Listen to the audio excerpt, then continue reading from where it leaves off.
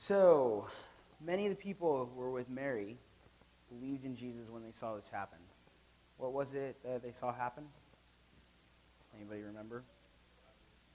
Lazarus. That's where we left off, was Lazarus. So, many people who were with Mary believed in Jesus when they saw this happen. But some went to the Pharisees and told them what Jesus had done. And then the leading priests and Pharisees called the high council together. "What are we going to do?" they asked each other. "This man certainly performs many miraculous signs. If we allow him to go on like this, soon everyone will believe in him. Then the Roman army will come and destroy both our temple and our nation." Caiaphas, who was high priest at the time, said, "You don't know what you're talking about. You don't realize that it's better for you that one man should die for the people than for the whole nation to be destroyed." He didn't say this on his own. As high priest at that time, he was led to prophesy that Jesus would die for the entire nation. And not only for that nation, but to bring together and unite all the children of God scattered throughout the world. So from that time on, the Jewish leaders began to plot Jesus' death. And as a result, this is really hot, by the way, the mic. As a result, Jesus stopped his public ministry among the people and left Jerusalem. He went to a place near the wilderness to the village of Ephraim and stayed there with his disciples. It was now almost time for the Jewish Passover celebration, and many people from all over the country arrived in Jerusalem several days early so they could go through the purification ceremony before Passover began. They kept looking for Jesus, but as they stood around in the temple, they said to each other, "What do you think? He won't come for Passover, will he?" Meanwhile, the leading priests and Pharisees had publicly ordered that anyone seeing Jesus must report it immediately so that they could arrest him. So, we are coming up to the Passion Week, which, for most of us, we talked about, 2 months ago or 3 months ago during Easter. But in our study of righteousness versus despair and Jesus and how he handles that situation and that dilemma that we all struggle with, we're coming up to the Passion Week. And as we come to the Passion Week, Jesus performs what is arguably the most significant miracle of his career as a healer, as a rabbi, as a teacher, which is to raise Lazarus from the dead. And when he does this,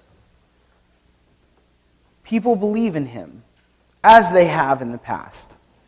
But in their belief, maybe for good, maybe for bad, they decide that they're going to talk to Jesus' enemies about this, the Pharisees. And the Pharisees decide, okay, now we really have to do something. Why?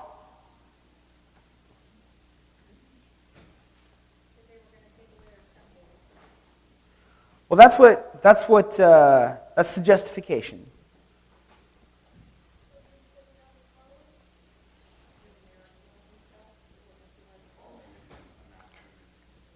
His miracles are getting too hardcore, as Beth puts it.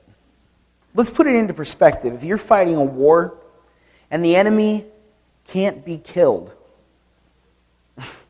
if you have a mage in Fire Emblem that is capable of resurrecting your characters, that person needs to be taken out because that person is going to keep you alive the entire time.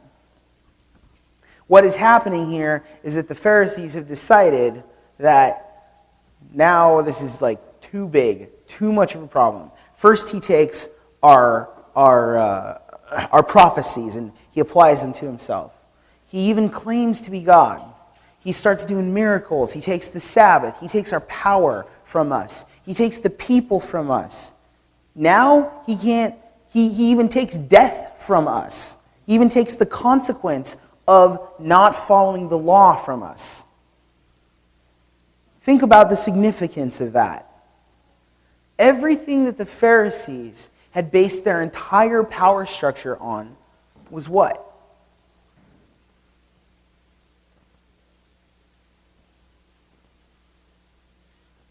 What did the Pharisees put their stock into? The law. And the consequence of not following the law is, but not if you follow Jesus. Think about that. That is earth-shaking. It's groundbreaking. It is the most crazy concept. It would destroy the very fabric of where the Pharisees were coming from. Because not only did he already have a following, but now he's taking away the effect of the law. Now he's taking from them the very power base that they've built all of their power on. He already took their power, now he's taking their batteries. Now he's taking their generators. Now he's taking their power factory from them. So they decide, we have to do something about this. And the way they do this is they get together in a council. And in that council, they have this discussion. And they're like, oh man, something has to be done about this. And then Caiaphas speaks up. Who is Caiaphas? Very good. The high priest. This is the man who ultimately is responsible for the death of Christ. What else is he responsible for?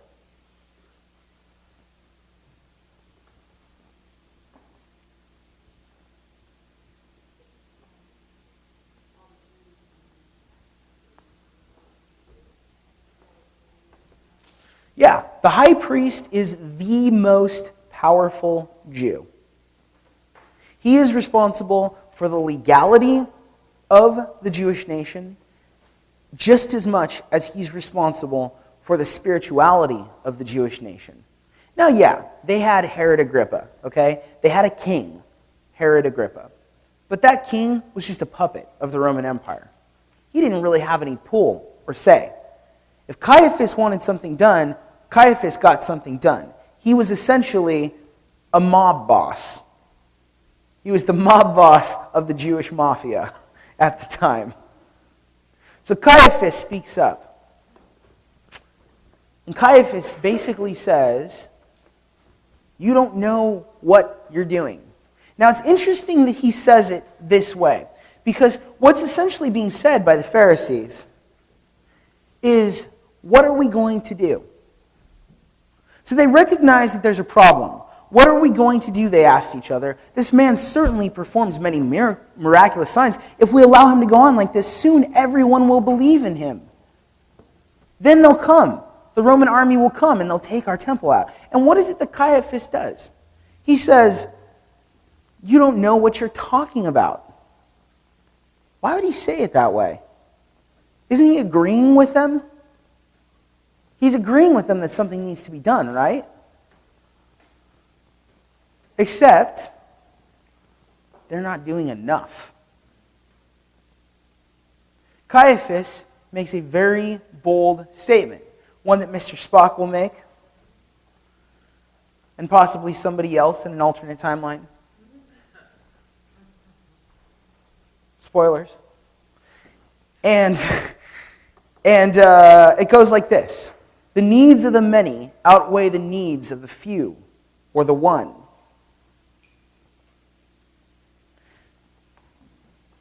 Caiaphas is the link between man and God at this point. He serves to protect the law. And the link between man and God says that the needs of the many outweigh the needs of the few, or the one. This is wisdom, according to Caiaphas. What's the problem with that? Tell me about our God. Tell me about the God that we worship. What's the problem with that?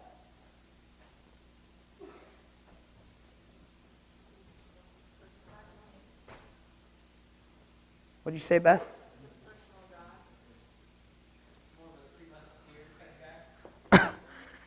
Beth says our God is personal, and she hits it on the nose.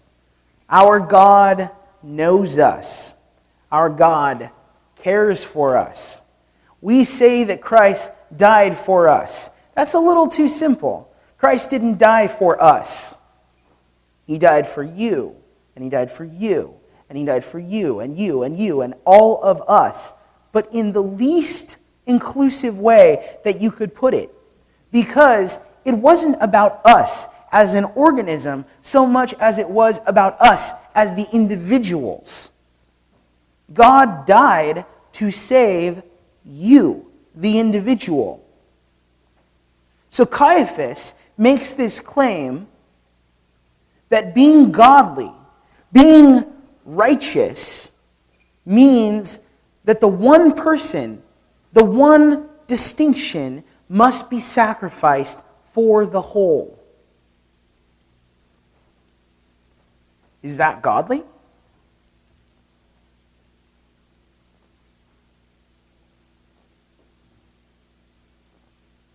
Jesus calls himself the good what?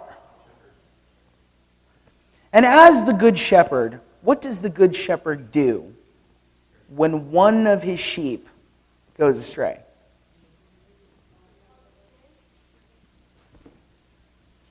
He makes sure that the flock is safe, yes. But what does he do?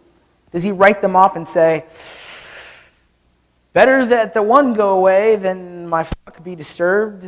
At least my flock is okay, so, too bad, so sad for that one. No, the good shepherd goes after the one.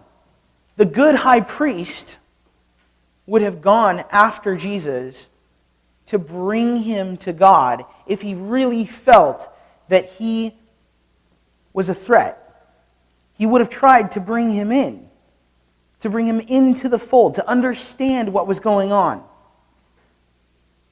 The character, and I say character in the least literary sense because Caiaphas was a real person. But the character of Caiaphas is juxtaposed to the character of who? In John chapter 3. A Pharisee.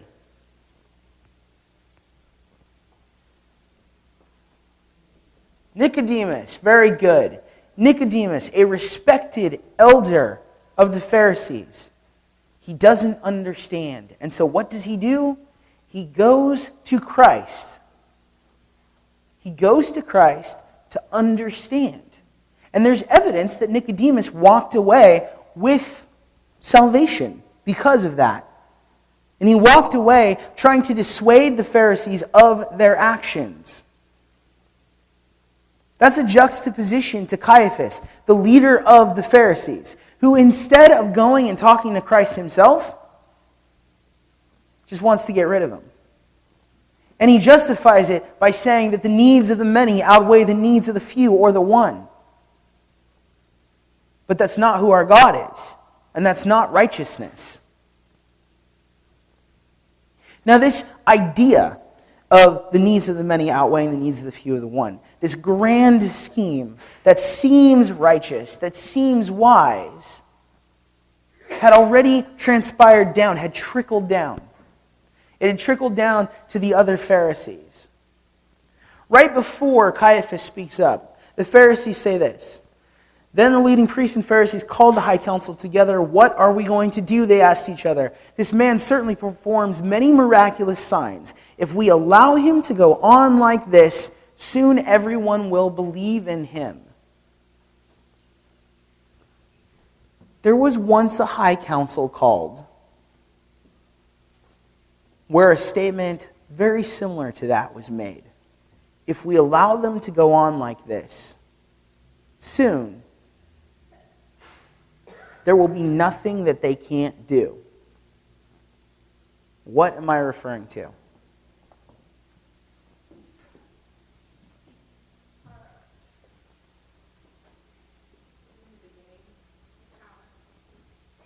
Very good. The Tower of Babel. God comes down to look at mankind. Mankind is doing what? He's building himself a tower, a giant phallus on the face of the earth, pointing to God. He's building this tower, and he's saying, essentially, that he can do anything. And God looks at that and he says, there's a problem with this. Now, is God saying that there's a problem with this in the sense that he doesn't want man to have that power? Or is God saying there's a problem with this in the sense that that power is something that man can't deal with correctly? What do you think?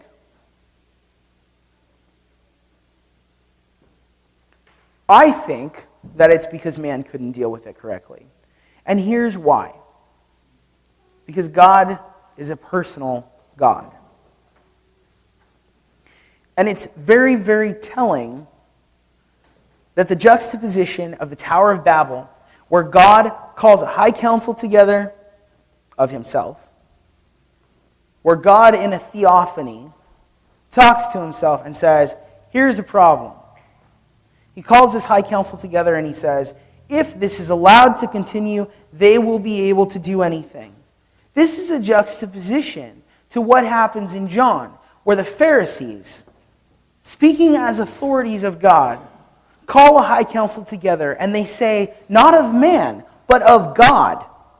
If he is allowed to continue, he will be able to do anything. There's an interesting... It's okay. There's an interesting mirror here of the two things. The justification for not allowing God to do anything is that the needs of the many outweigh the needs of the few or the one. What's God's justification for Babel? Man's justification for killing Christ is that the needs of the many outweigh the needs of the few or the one. What's God's justification for Babel?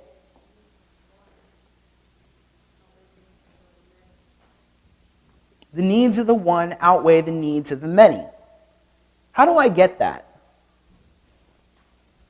Where am I taking that from? What happens at the Tower of Babel? When they get scattered, do they get destroyed? What are they forced to do? What happens to them?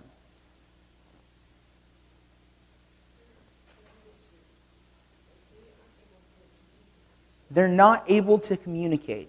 They're given individual languages.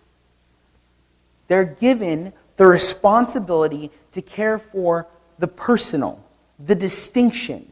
Instead of being one whole organism that is destroying humanity, they're turned into individual organisms.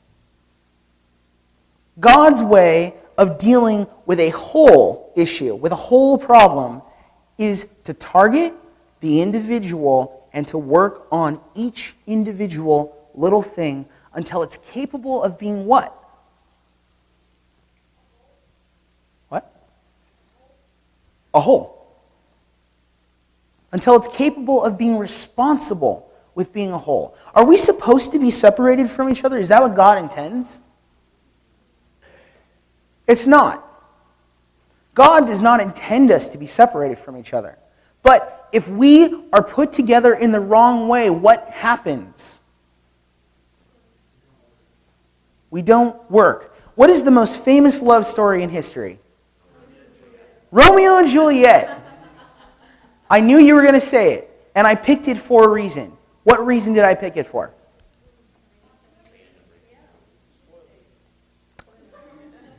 They kill themselves.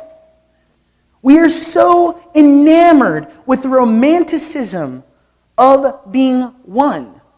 And yet, as a human race, over the course of centuries, our most inspiring love story is the one where people end up dead because they're fools.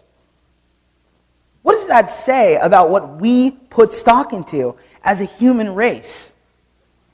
It says that we're fools, we're idiots. Are we not supposed to love each other?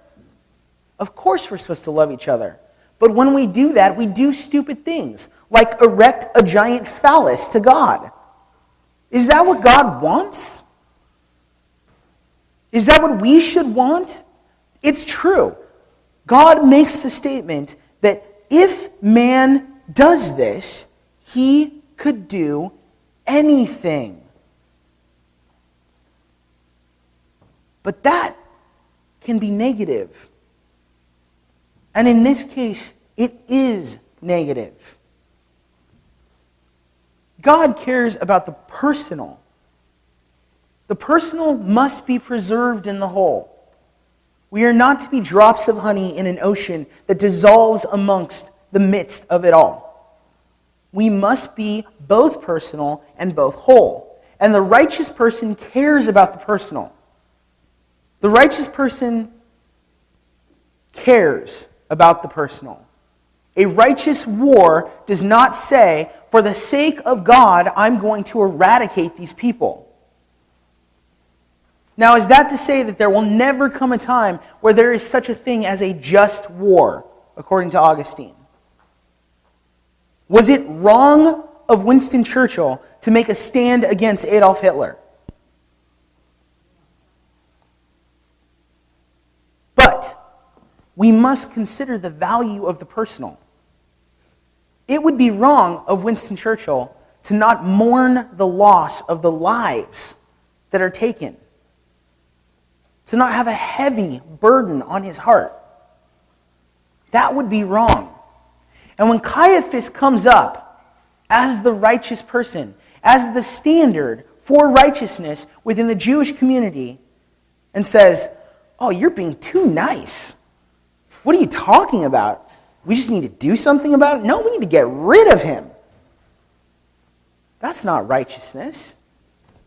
That's evil. It's demonic.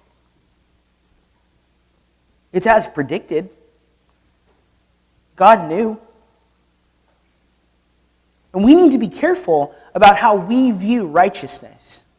We need to be careful about being right versus being righteous. Because that is the tendency, to sacrifice the personal for the sake of the whole. And that's where we start to go down the wrong path. But it's interesting that what's presented here, like I said, is a juxtaposition to the Tower of Babel. Because they have it right. They understand the truth of the matter, which is this. This man, if he is allowed to persist, what will he be able to do?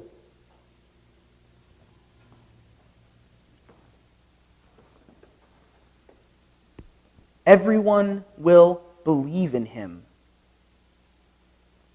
If this man is allowed to persist, he will be able to do anything. Everyone will believe in him. Tell me about Jesus and his miracles. The whole says, "For the good of the nation of Israel, we do not work on the Sabbath." Yet there's a man here who is suffering on the Sabbath. Jesus says, for the good of the personal, we work, even if it's on the Sabbath.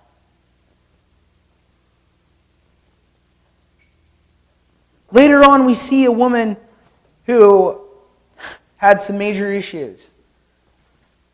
Jesus is about to die. He's marching to his death. He's got the cross on him. And the woman goes out and touches him. Right? Is that what it is? Yeah. The woman goes out and touches him. And what happens to her? She becomes healed. And Jesus knew that that's what happened. Because he literally says, "This has gone out from me. My power has gone out from me." I can't remember if that was on the way to the cross.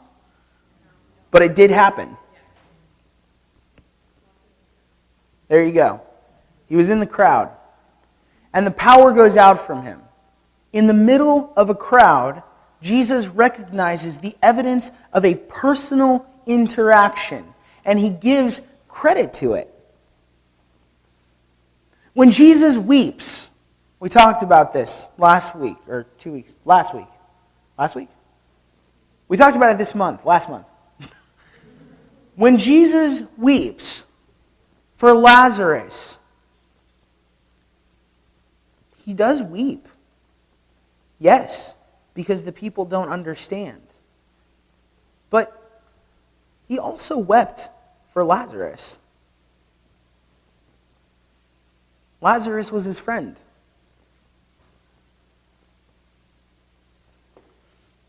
When Jesus deals with Peter and the other disciples, and they're on the boat, and there's a storm, and it's going to kill them, so they think. And he gets up, and he chastises them. What does he do?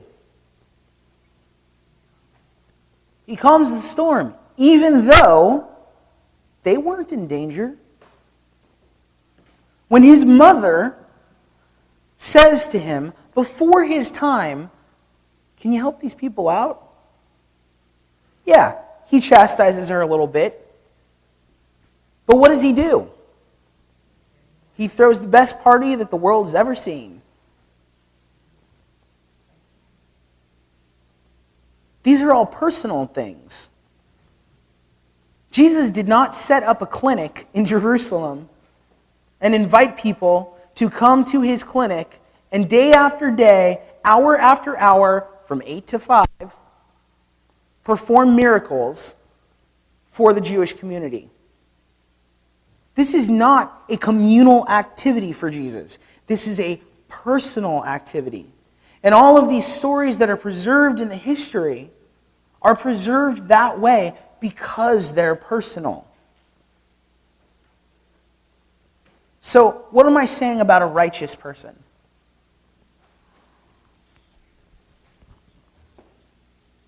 What is a righteous man? Personal. So the question for you is, how personal are you?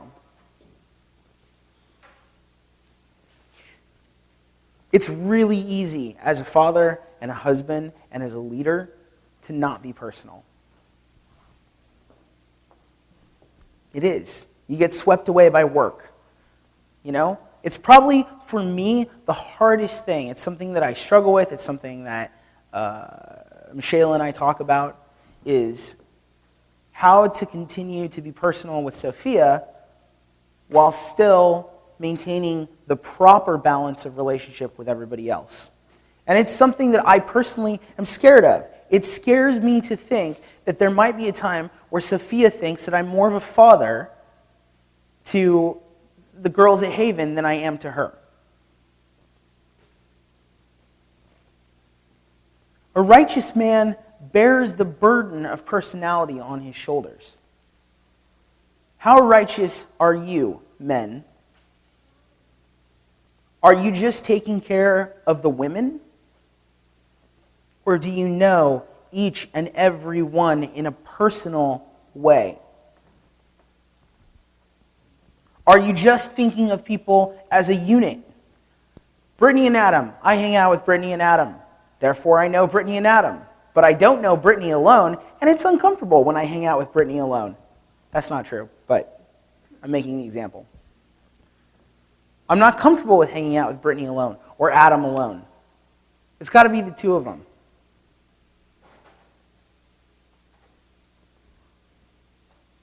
Think about that. Think about your own personal life. Fireflies, every Sunday morning, they're up here. Men, where are you?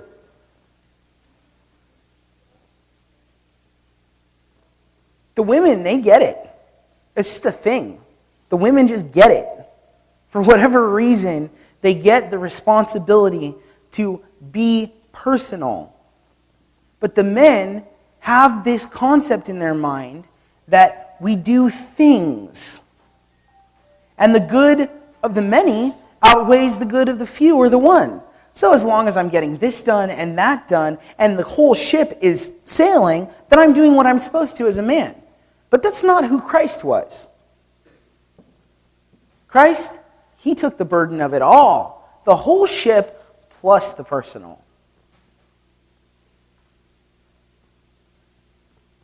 Now, on the flip side of that, women, you got to maintain the whole ship too. You can't just be personal. So, there should be a concept at territory marking, for instance, that it's not just the men's responsibility. We don't just ask the men. We don't just show up when the men need support or want some food made for them. But we are involved in the whole. It's that balance that makes us righteous. It's not the extremes that make us righteous. It's the balance that makes us righteous. Just showing up to church doesn't make us righteous. Just giving our tithe doesn't make us righteous. Just being personal with people doesn't make us righteous. It's the balance of it. It's the burden of everything, and then doing something about it. The Pharisees were afraid because Christ took away their base of power. The world is afraid of Christians. The world is afraid of Christians because the base of power that the world operates on, which is death, we're not afraid of. Everything is about acquiring something. Everything is about living beyond death. Our sciences are all about breaking it down so that we can live longer. Whether it's stem cell research, whether it's disease research, whether it's new technologies to help with appendages that have been, destroyed or broken. We put all of our research and work into extending our lives so that we can cheat the one thing, which is death. We put all of our money toward those resources. So that makes us really backwards when we don't live that way. And if you don't live that way, you should live that way. You should not put your efforts toward those things, toward death. Because they're supposed to be afraid of us. And why are they supposed to be afraid of us? Because when we don't have a base of power that is death, then we can do anything. What is the one thing that makes man different than the animals? An animal is still an animal as much as it was an animal thousands of years ago. Or if you want to go, into the evolutionary scale, millions of years ago. But human beings, give us a couple hundred years, we'll leave this planet. Human beings, give us a couple thousand years, maybe we'll even shed our bodies. Whoa, that's new age, right? Except it's not. Scripture says that when we reach our potential through God, because that's where our potential comes from, we literally will shed our bodies. And we literally will have new, perfect bodies. Human beings are something special. We are capable of attaining anything if we believe in Christ. If we are willing to be righteous. But to be righteous, we cannot compromise. And the most common way that people compromise is to take out the personal. It's to say, don't look at me, I'm doing my job. I'm paying the bills, I'm providing for the family. Don't expect me to spend quality time. Don't expect me to turn off the TV. Don't expect me to eat what you eat when I want to eat this. Or buy things for you when I want to buy this. Or wake up early for you when I haven't gotten enough sleep. Because the ship is being taken care of. And as a man, that's what I'm supposed to do. But that's not true.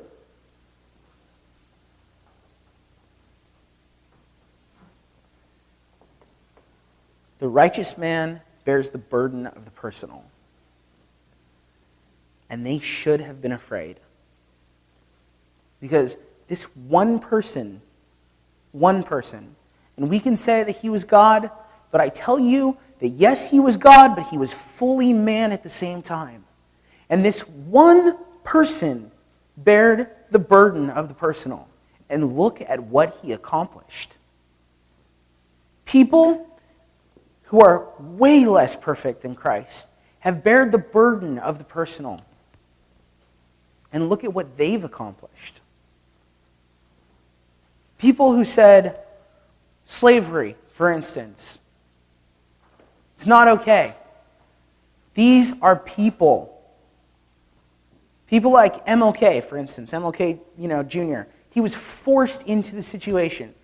Not a great man, not particularly a great person, but he bore that burden.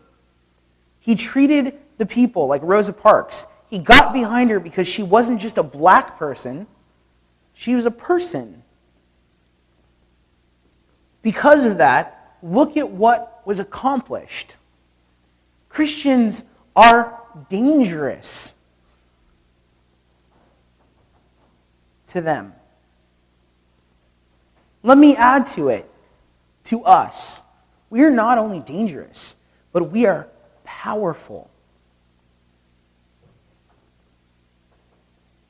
That power comes from recognizing the personal. First, recognizing the personal of God. And where do we see that best? In Christ. He wanted us so badly to recognize that he was not just a force, that he made himself into a person capable of having a distinct relationship with individuals in a small, narrow body made of mostly water. And he did this in a small, narrow point in time and space, so that we would have to come face to face with the fact that God appreciates minutiae, the minor details of things. Even the smallest head with the smallest hairs. God knows every single one of them. When God said to Abraham, "Look out at the stars. These will be your descendants." Do you think in the mind of God that he meant look out at the stars like we do? Or do you think that in the mind of God he meant look at each individual star with each individual name, classification, history, future, and its particular connectedness to every individual in the face of the human race? Because God is not a God of generality. He's a God of specificity. So, what are we? Christ is about to go to his death. In real time and real space, that's already happened. But in the individualness of the infiniteness of who Christ is as God, it is happening. Do you understand that? An infinite person is always doing what they're doing. Like the impossible girl. Probably only Brittany got that. And so, where is our mindset? Are we afraid as Christians to follow in the path of the passion? Because it led to death. Right? It led to death. But what a bunch of idiots. What a bunch of fools, right? This guy is capable of raising someone from the dead. Do they really think they can kill him? And that will matter? They're only proving his point. How ridiculous. And how ridiculous are we if we're afraid of that? So let's do the opposite. Let's recognize the power and call it what it is and bow down before it for what it is. And when we look at our lives, when we go out from this week and we're trying to be righteous, let's not forget the little things. Let's not forget the minutia. Let's not forget each other. Let's not forget the personal. That is my challenge to you. Okay? Let's close and get ready for communion.